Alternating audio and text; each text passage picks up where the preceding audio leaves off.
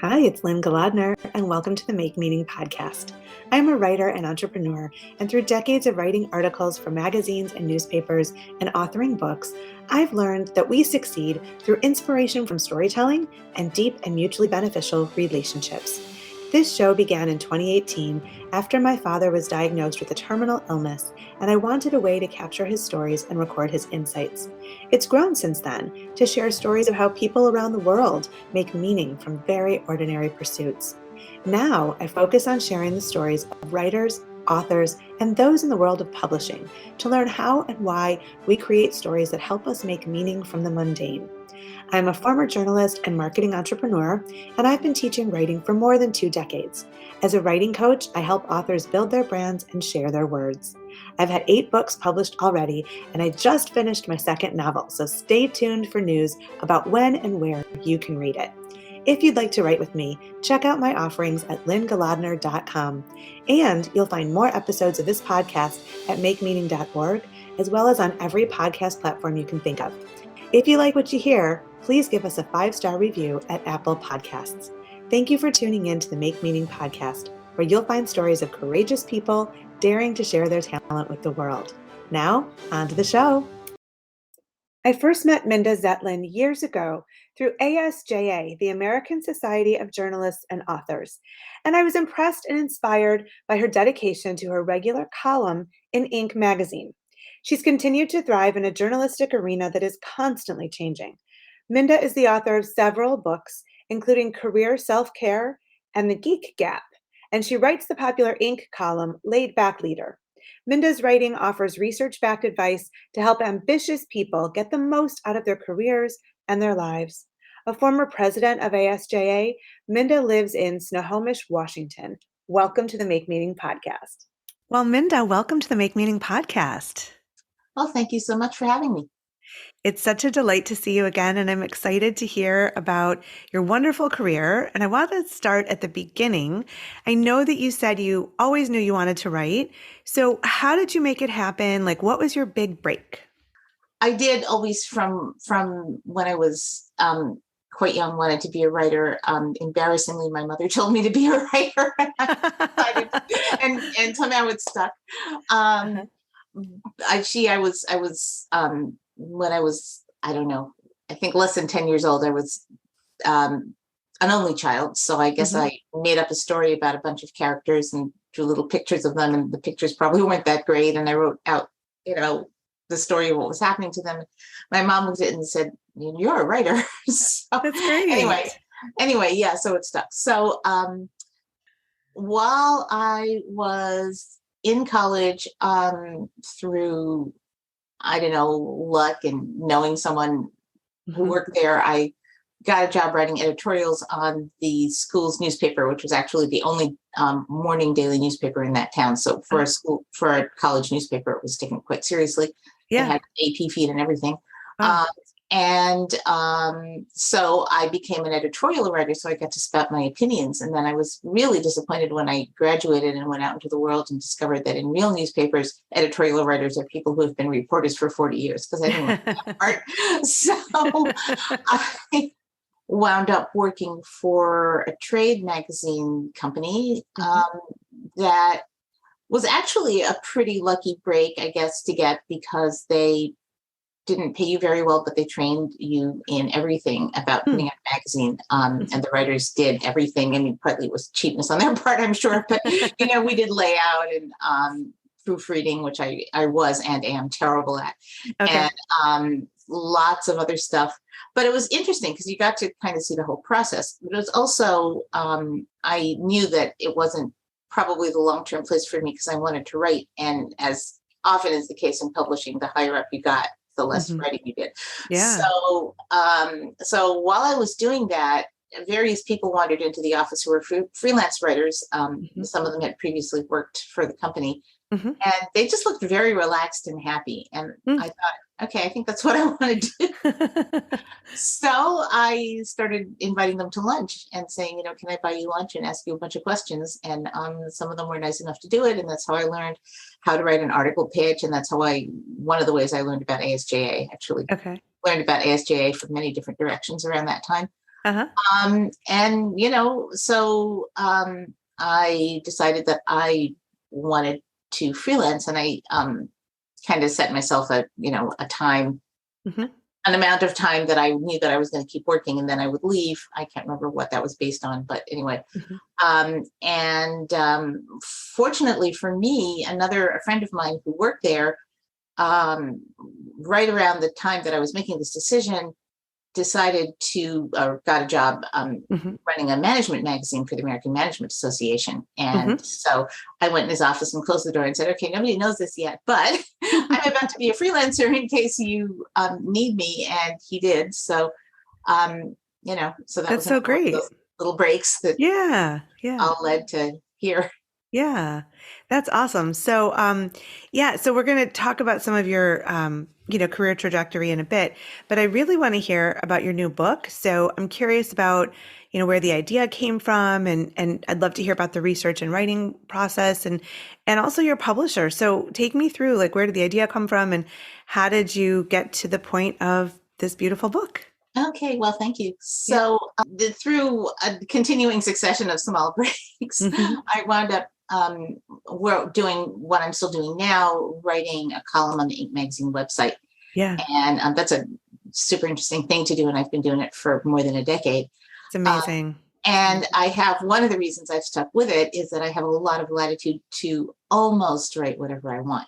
And Hmm. for a while there, I was writing 24 columns a month, which is a Oh, lot. oh my God. And That's crazy. That's like 6 a week. That's insane. yeah, not quite, Yeah. but Okay. yeah, it's slightly more than one every weekday. Yes. Okay. um, Wow. Wow. and yeah, and so I was running 20. So with 24 columns a month, I had lots of time and room to explore all kinds of topics. Yeah.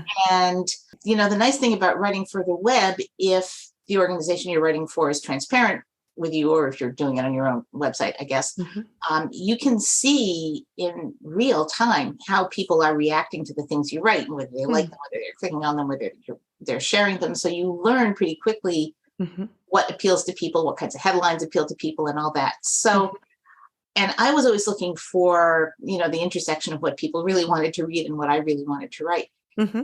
And a lot of it turned out to be things about productivity, mindfulness at work, work-life balance, Hmm. figuring out this whole thing of my short description of the book, like having a career that you love and a happy life without making yourself miserable, Hmm. which is super challenging for a lot of people, including me.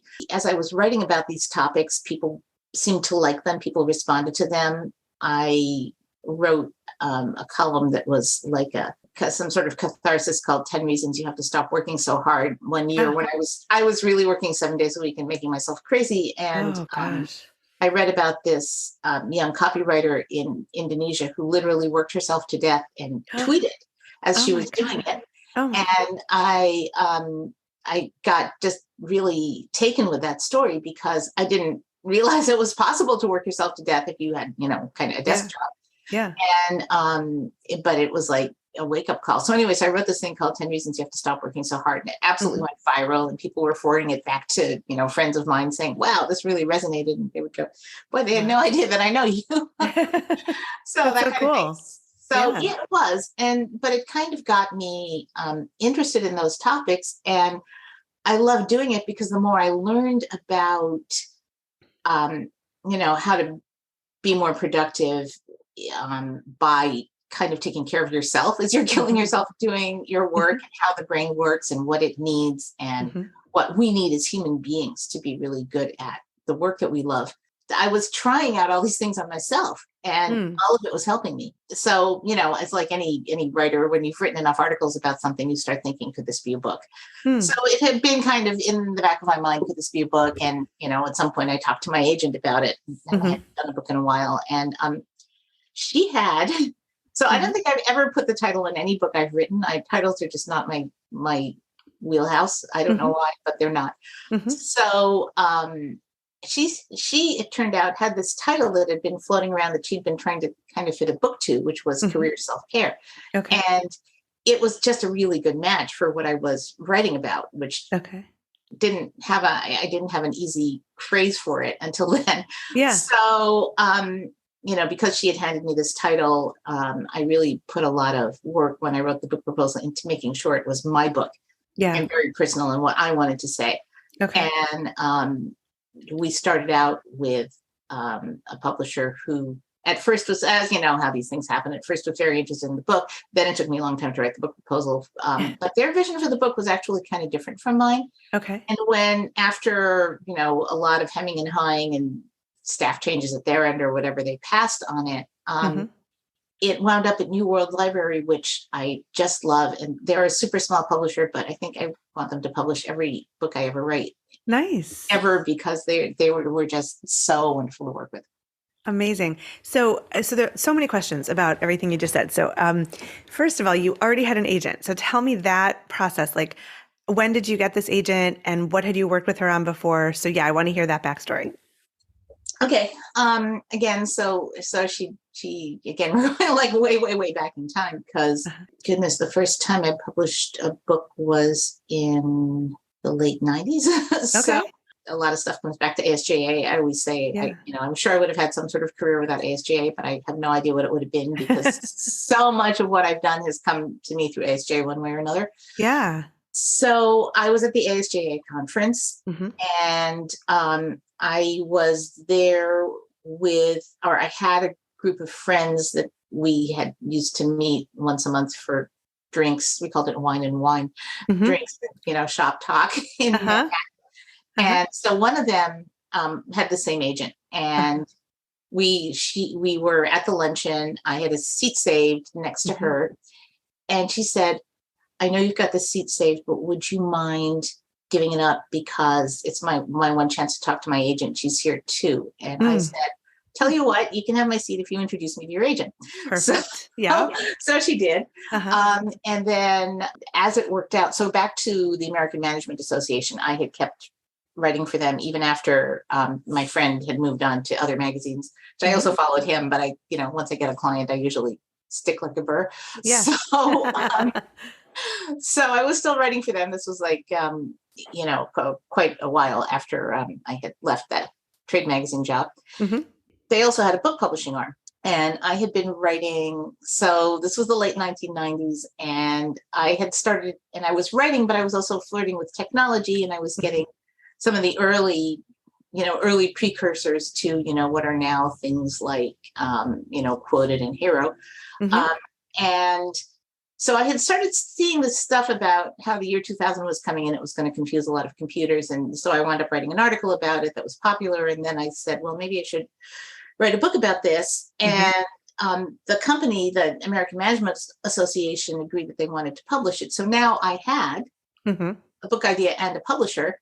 Nice. But so I thought two things. I thought, first of all, I don't know how to negotiate this on my own. I could use some help. And second of all, this seems like a perfect opportunity to form a relationship with an agent that I might want, later on. So I went back to the agent and said, so here's the deal. I've got this deal all put together. All you have to do is negotiate it for me. So of course she said yes. And her agency has been my agency ever since. I wound up working more with her partner. But that's how I got the agent. That's amazing. That's so great. And so how many books did you do before Career Self-Care? 4, but one of them was ghostwritten. Okay. So 3 that have my name on them. Is that right? That doesn't sound right. Okay. No, 4 that have my name on them. I forgot there. I did a dummies book in there that had slipped my mind. Nice. Okay. Awesome. Awesome. Okay. Like, how much time did you spend researching and writing and, and all of that until it was ready to go?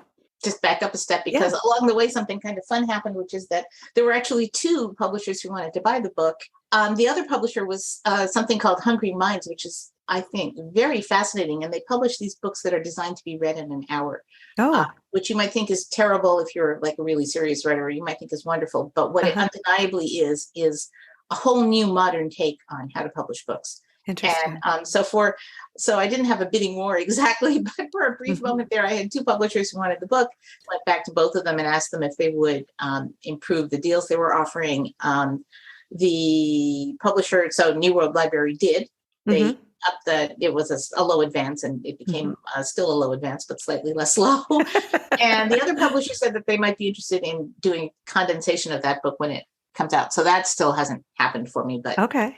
the research for the book, I did do some research, but a lot of the research was already done because so much of it was built on things I'd been writing about already. Yeah. And some of it was built on my own life, but Mm-hmm. I mean, I don't know how much of it you've read, but some of it, a lot of it is personal and my own experience. A lot of it is people that I've interviewed along the way. Like I start the book with a story about a guy named, originally named Brad Willis, now named Baba Ram, who was an NBC correspondent and basically destroyed his life and his health because he had a injury a spinal injury right before he was about to start a new, very high-powered foreign correspondent job, and he didn't want to take the time to go have it treated, and so he just went to work injured and lived with the injury for years, and eventually it kind of it brought him down basically. And it was so unnecessary. And, so he recovered and he became a yoga master and yoga teacher and, wound up having a completely different, wonderful career. Yeah. But the story stuck with me because it was such an example of all the things that, we all do wrong. I mean, all of us, because of this culture that we live in. So a lot of that stuff was there. I just had to kind of, fish it out and figure out how it applied to the book.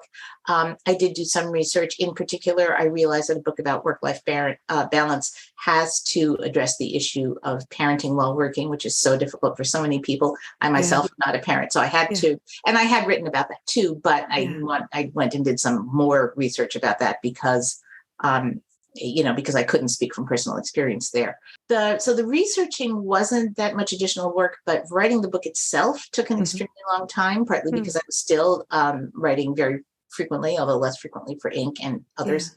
But mostly because, and this will be meaningful to you, and it might be meaningful to anyone out there who's really a professional writer and has been doing it for a long time and earning their living that way. So if you're a professional writer, pretty much, and you know how to do the research and you're good at what you do, then pretty much anything you take on will come out professional and good. Yeah. But I wanted something else. I wanted everything in that book to be really something that was true for me and heartfelt. And so I really took my time writing it. And that was that was kind of the filter I put it through, for me. And I think the way people are responding to the book, that sort of has paid off, or I don't know if it's paid off in terms of sales, but it's definitely paid off in terms of impact when people read it. Yeah. So, so I took a really long time because of those two things, because I was still working, close to full time at my other work, because I was a low advance and I had to make a living, and I didn't want to disappear from Inc. just when I was about to need them as a platform to promote the book. So for sure, for all those reasons. And partly because I really didn't want to rush it. And one of the many reasons I absolutely love this publisher is they were incredibly nice about that. And so I wound up turning in the manuscript, I think 8 months or something after I was supposed to. Okay. And they were super great about it. And they loved the book when they got it. So, so it was worth it. It all worked out. Yeah. So tell me a little bit about, how it's done, what reaction has been, and what are you doing to market it as well? So, many podcasts like this, for one thing. So, I've done lots of different things to market it. As always, you think, oh, gee, I could be marketing it more, or I should be more effective. I've looked for opportunities to mention it in my column, which can be powerful. I haven't, I only it's weird. It's the lowest hanging fruit. And I kind of started doing that most recently. I've been trying to get out there and speak. Just something that I love to do. And now I have a really good reason to do it, because when I do go out there and speak, I do inevitably sell a whole bunch of books, which is really nice. So I myself, I'm not sure how it's doing, based on its Amazon ranking, but I myself have sold and reordered boxes of books several times. So that's awesome. Yeah. So, I get the author's discount, and usually I pass them along, or part of it along, to people anyway. Nice. So, every time I speak, I seem to sell, 20 books or something. So I've been doing more of that. A strange thing, but while I was writing the book, my husband and I went on a drive. It was our anniversary, and we hadn't really made plans for some reason. So we were just wandering around, and we wound up in a town called Arlington that's north of here. And it had a brand new, very lovely looking ice cream parlor. So we figured getting an ice cream cone on our anniversary would be a good thing to do.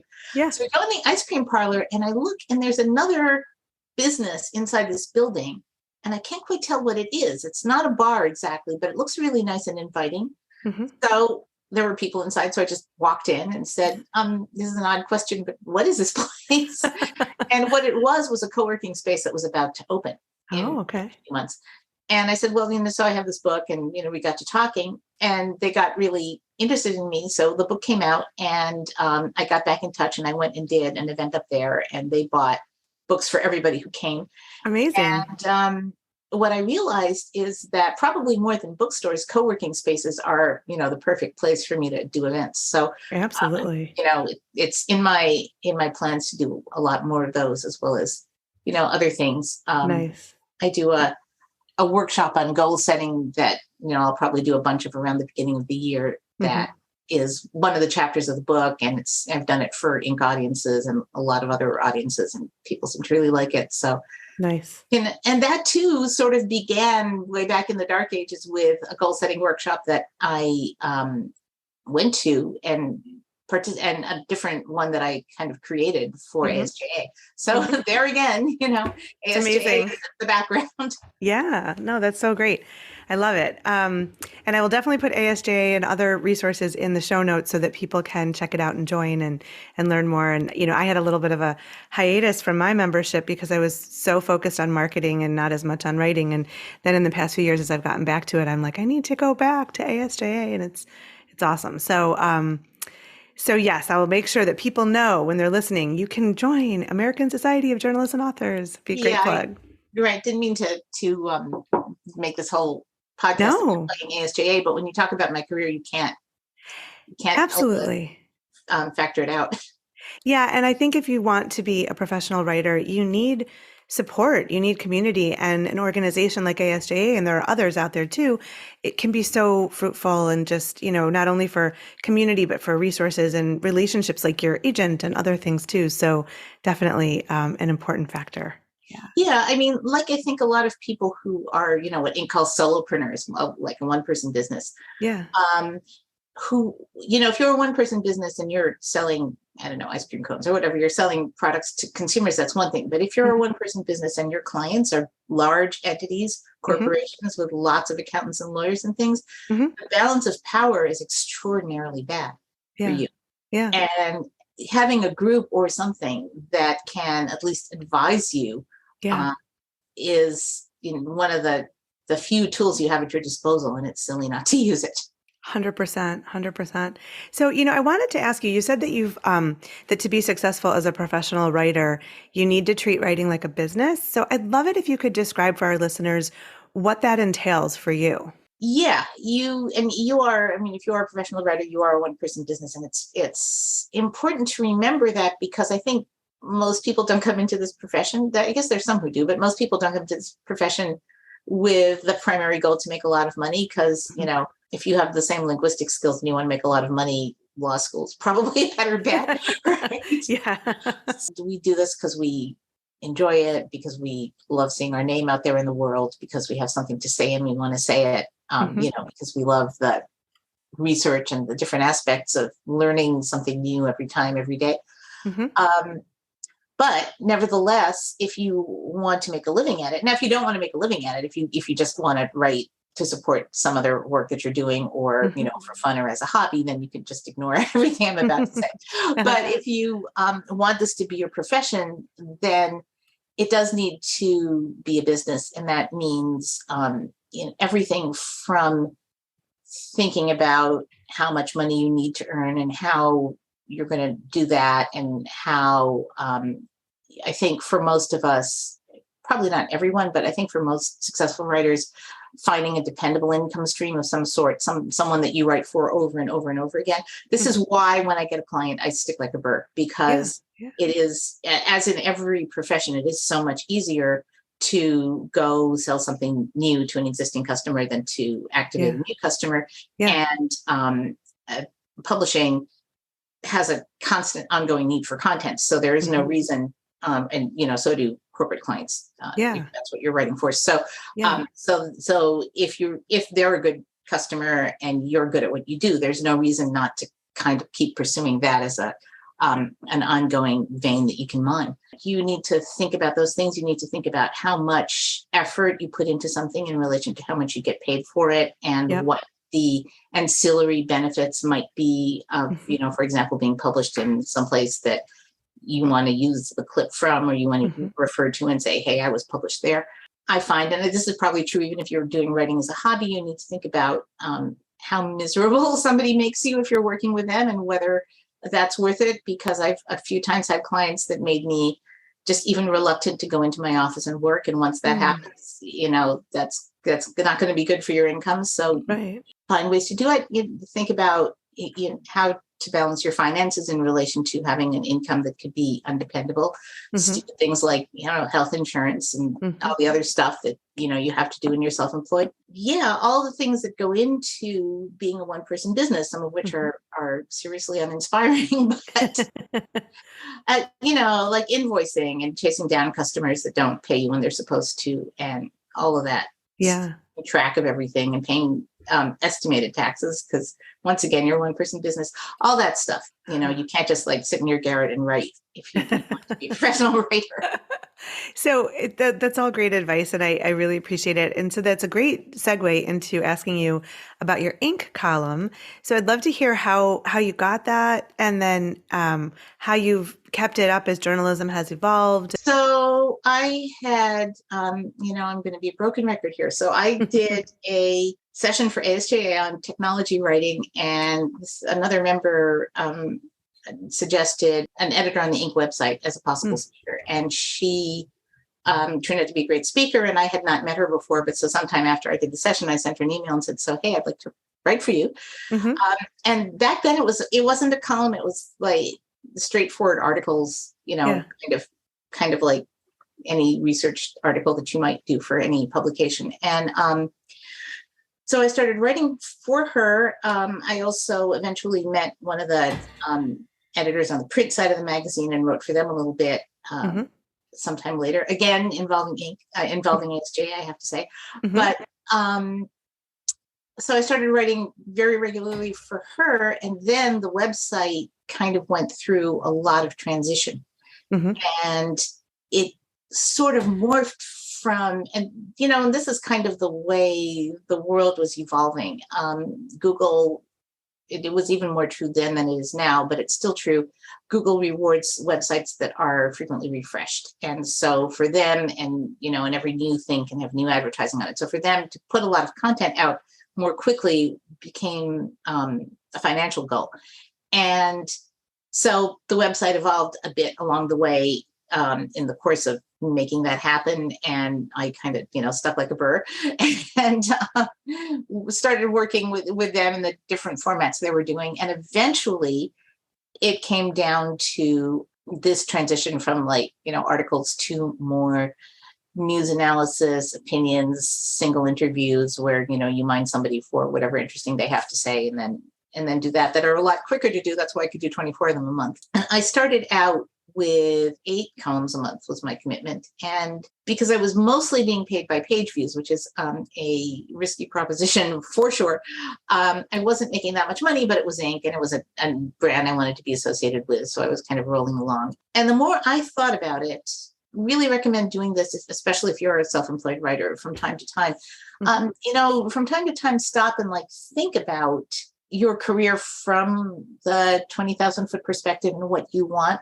Because it's so easy to just, go from project to project. And most of the time, if somebody wants to hire us, we're like, yay, and that's fine. But at some point, if you're good at what you do and you stick like a bird and you get a bit more successful, you start having choices, and you should make those choices thoughtfully. And, and it's not always obvious to us what our choices are. So anyway, So one evening I was trying to figure this all out, and I sat down with my husband and just had a very long talk about all the different kinds of work I was doing and what I liked best and what seemed like it had potential to me. And the conclusion I came to after this discussion was that I should really go all in with ink, sort of write about this whole process in the book too. I communicated that to ink, gee, I'd like to do more stuff for you.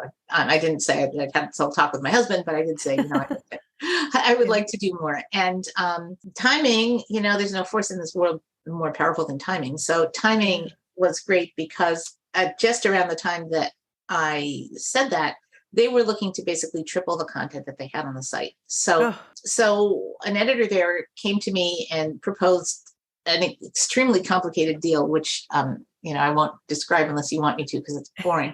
Okay. To give me an incentive, like a guaranteed minimum income, if I would triple the columns I was writing from 8 to 24. And that's how it came to be 24. And, and it just worked out really well. I figured out how to get traffic. I drove a ton of traffic. I was doing really well financially.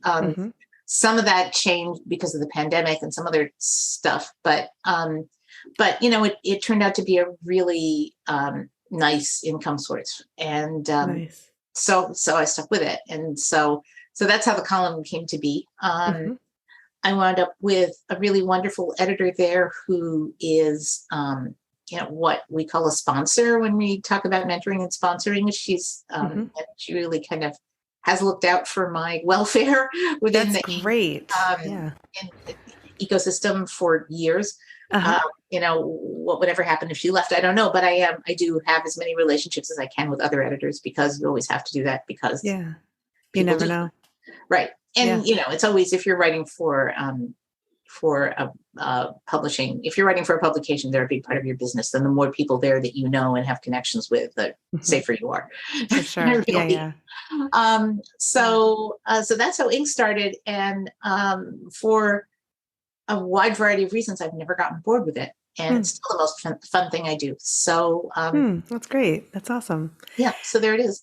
So even though, and I mean, the downside is with COVID and some changes that they've made, and my having written for them a bit less while doing the book, that my income from Ink isn't what it was, but I like it enough, and it's been a powerful enough force for good in my career that I'm willing to stick with it and figure out how to make that income work, because that's just been a great asset. That's amazing. That's amazing. So I do have a question. I was really appreciative of your candidness on the guest questionnaire. I was so surprised to learn that the hardest part of your career has been the challenge to believe in yourself, because that floored me, because you've always epitomized sort of the definition of a successful, talented writer in my eyes. And so I was like, wow, like I'm not alone in battling self-doubt, and I know that a lot of writers do battle imposter syndrome and am I that good that I'm going to get hired to write, or, all that kind of stuff. But I wonder if you might talk about that a little bit, and how you've overcome this challenge to self-belief as well over the years. Assuming I have overcome it. Unfortunately, for me, I am super dependent on external validation. So I needed a lot of people over the years to say, gee, you're a good writer, to feel like I was one. Yeah. But also think of myself as a serviceable writer, right? Like you figured out how to do the mechanics of it, but you can't really, you can't really inspire people. And I think that putting ourselves in the second tier, not saying like, if someone else could do this, why can't I? If someone else, could have, say, a #1 New York Times bestseller, not that that's anywhere in my future, but, you never know. You never know. I guess you never know, but I mean, why can't I? We all tend to sort of limit ourselves, and we tend to, or at least I do, and to believe what others tell us about ourselves. So, and I'm not good at, I could never be, the entrepreneur, the person who says, okay, I know what I'm doing is brilliant, even if the rest of the world doesn't recognize it, right? that would never be me. I don't know, I don't know if it's a female thing, it might be, but I think everyone, and especially with writing, it's such a solitary and sort of personal thing to do. And, the more you kind of write who you really are and what you really think and believe, the more exposed you feel. Yeah, for sure. And yet, the more you do that, the greater your ability to connect with other people and have them draw meaning from whatever it was you wrote. And probably took me, I don't know, 20 years to learn that, maybe Yeah. more. Yeah. And it's still, it's really hard. And it took a long time to kind of, a long time. And like I say, a lot of stupid external validation, because I can't do it for myself to get to where I feel a bit more comfortable with that exposure. This is like the world's stupidest example, but off and on throughout my life, I've ridden horses, and I'm sort of good at it and very clumsy at it at the same time. And one time, somebody had said something to me about, probably one of the hardest parts of riding a horse, actually getting on the horse.